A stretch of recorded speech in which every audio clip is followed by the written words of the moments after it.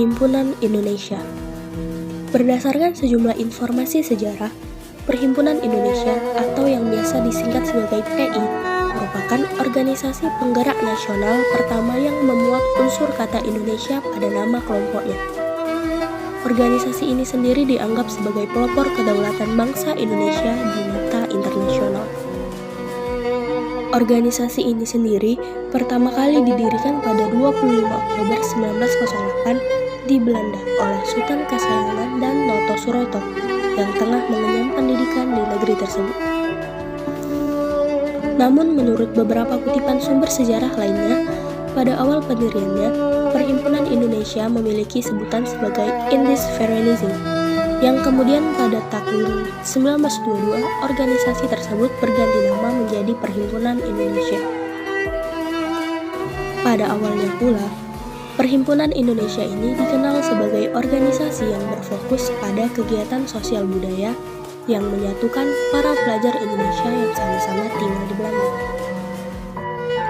Namun seiring berjalannya waktu, organisasi ini mulai bergerak dalam bidang politik.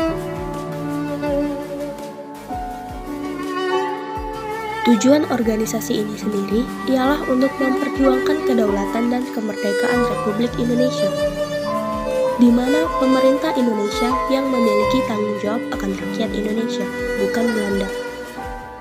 Berdasarkan tujuan tersebut, maka diketahui bahwa tujuan organisasi ini terangkum dalam 3 pokok, yaitu sebagai berikut.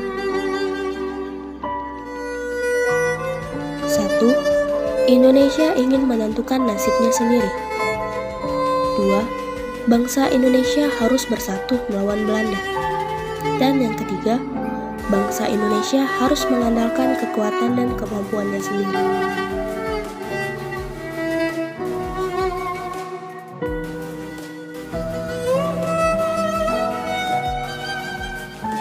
Keberadaan pokok-pokok penggerak Perhimpunan Indonesia tersebut sendiri terinspirasi berkat pergerakan nasional yang terjadi di tanah air atas gagasan Muhammad Hatta.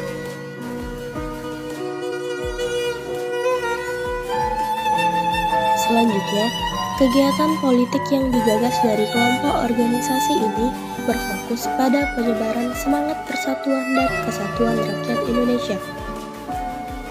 Hal ini guna melawan penjajahan oleh pemerintah Belanda.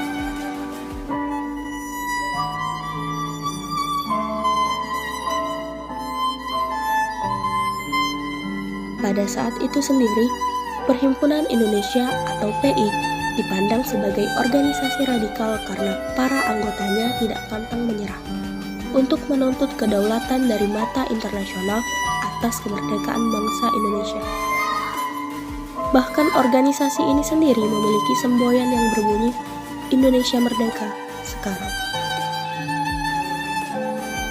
Meski berawal dari sebuah perkumpulan sederhana, namun pendirian Indis Verenising ini memiliki arti penting, yaitu Indis Verenising membuka pintu keanggotaan bagi seluruh mahasiswa Indonesia di Belanda.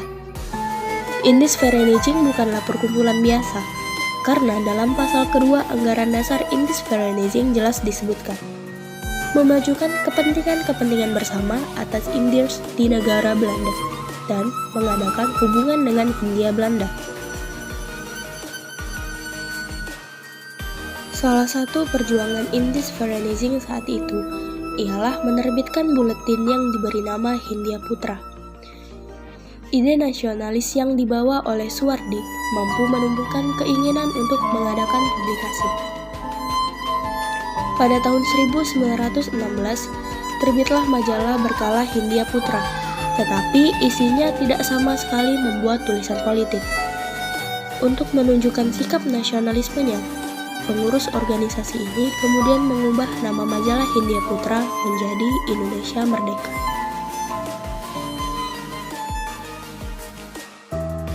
Kemudian pada tanggal 14 April 1917, Indis Verenising mengadakan pertemuan dengan partai politik Indonesia seperti Sarekat Islam dan Budi Utomo di Belanda.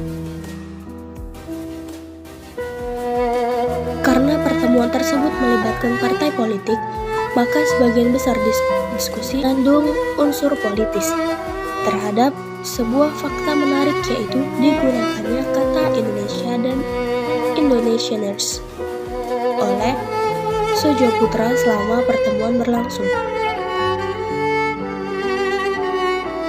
Laporan ini secara jelas dituliskan dalam majalah Hindia Putra nomor 9 tahun 1917.